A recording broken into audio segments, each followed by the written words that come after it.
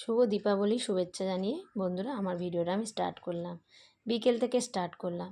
আর এখন তো দামোদর মাস চলছে, কার্তিক মাসের। তো আমি সেই রিচুয়ালসটা একদমই জানি না। তো ভিডিও দেখে আমি আমার গোপালের উদ্দেশ্যে একটা ঘিয়ের প্রদীপ নিবেদন করলাম। আর সেটা আবার তুলসী তলায় একটু দেখিয়ে দিলাম। আর সব সরঞ্জাম নিয়ে বসে পড়েছি, প্রদীপ টদীপ জ্বালাতে হবে। এই দিনটার জন্য আমি ভীষণভাবে অপেক্ষা করি। বছরের একটা দিন কবে আসবে। দীপাবলিটা এত ভালো লাগে কেন বলো তো? এত লাইটের জন্য।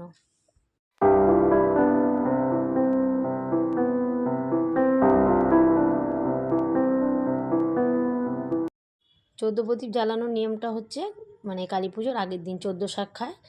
তো আমি তো কালী পুজোর দিনই জ্বালাচ্ছি, কারণ আমার অসুবিধার কারণে সেই দিন আর জ্বালাতে পারিনি। তো দেখো প্রদীপগুলো আমি একেবারে সলতে টলতে দিয়ে সাজিয়ে নিচ্ছি। আর আগে একটুখানি অবশ্যই করে ধুয়ে নিয়েছি, ধুয়ে একটু জল ঝরিয়ে নিয়েছি, তাহলে তেলটা কী বলো তো একটুখানি কম মানে টানে প্রদীপের মধ্যে। এগুলো তো মাটির প্রদীপ।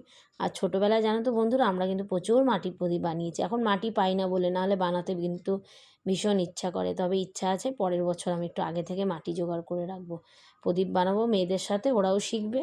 তো আমাদের ছোটোবেলাটা তো এইভাবেই কেটেছে। তো এখনও দেখি অনেকে বানায়। তো চলো সব জায়গায় দুটো করে প্রদীপ দিয়ে দিচ্ছি। কী যে ভালো লাগে আমার প্রদীপের শিখা। একটু ব্যালকনিটাও সাজিয়ে দিলাম। আর আজকে তো ব্যালকনিটার দিকে মনে হচ্ছে দাঁড়িয়েই থাকতে ইচ্ছা করছে, এত সুন্দর করে ব্যালকনিটা সাজানো। এমনকি চারিদিকে সবার বিল্ডিংয়ে দেখো লাইট লাগানো, খুব সুন্দর লাগছে। এই জন্যই আমার না কালী পুজোটা বেশি ভালো লাগে।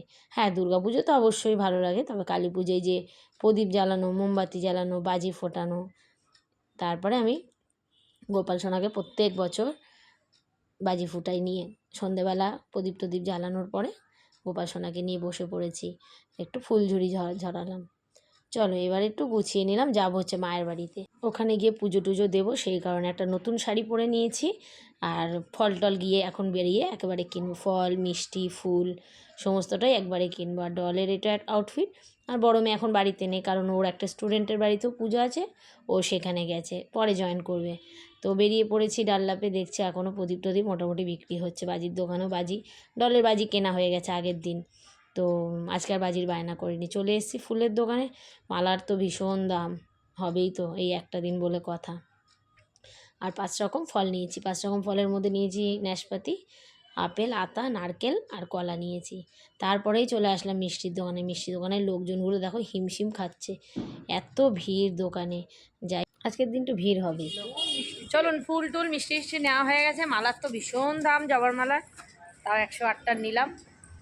তো আর বাড়িতে ঢুকলাম না, মানে বাড়ির সামনে মন্দির আছে, তো ভাবলাম আবার উপরে উঠবো, চলো মায়ের কাছেই। আর সব তো ধোয়া কাচা জামা প্যান্ট, ওই মাও গেছিলো আমার সাথে। মায়ের বাড়িতে গিয়েই পুজোটা দেবো। মায়ের বাড়ি তো পাড়ায় মন্দির আছে, এক জায়গায় দিলেই হলো, তাই না? চারিদিকটা কি ভালো লাগছে, সবার বাড়ির ব্যালকনিতে প্রদীপ জ্বলছে, মোমবাতি জ্বলছে।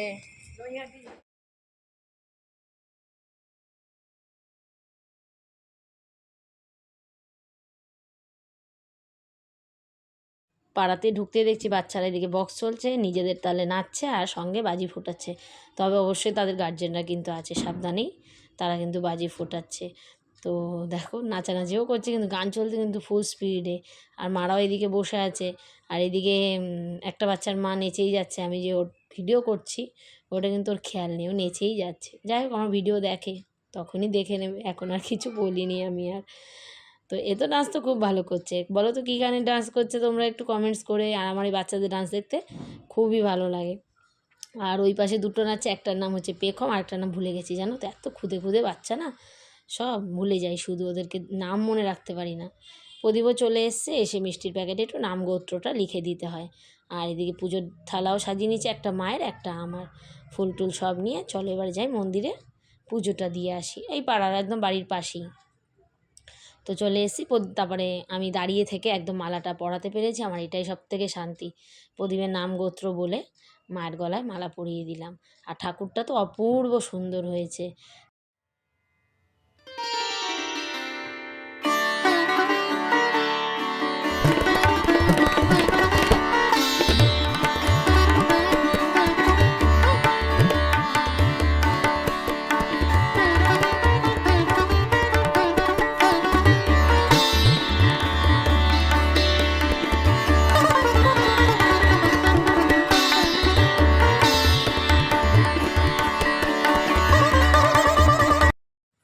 মালা মোটামুটি এখনই পরিয়ে নিচ্ছে, কারণ এরপর ঘট বসে গেলে না ঠাকুরমশাইয়ের অসুবিধা হবে।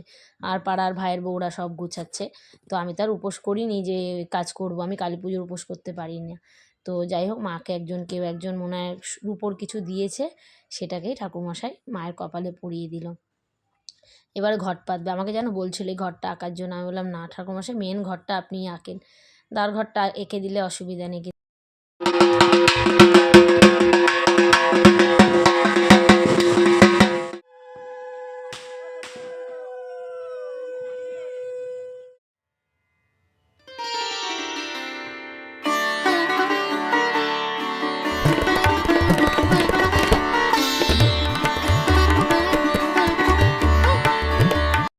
তো পুজো তো স্টার্ট হয়ে গেছে, আমি আর বেশিক্ষণ থাকতে পারিনি। ছোটো মেয়েটা বড্ড বায়না করছিল, বাজি ফোটাবে, সব বাচ্চাদের দেখছে।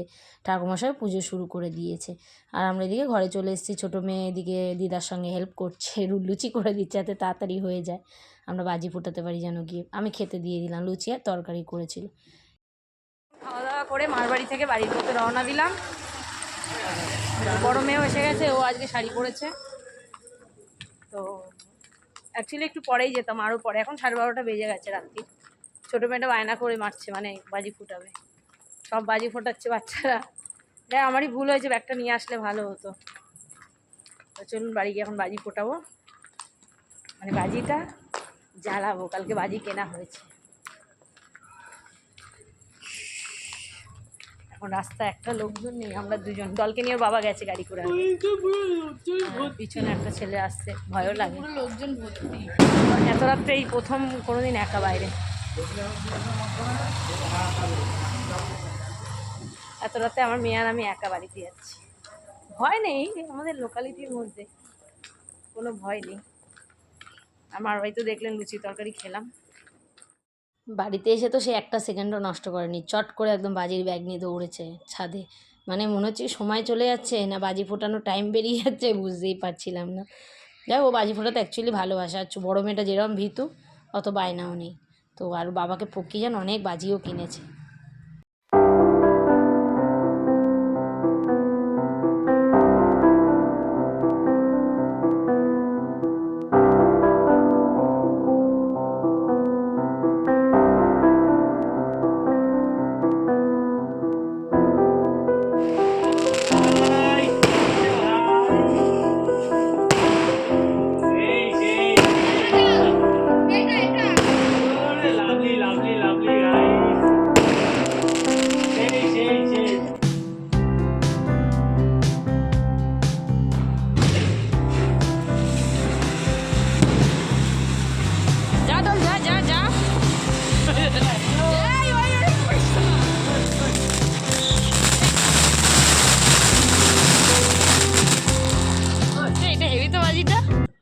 আমরা তো এইভাবে কাটালাম পরিবারের সাথে খুব সুন্দরভাবে কালী পুজোটা।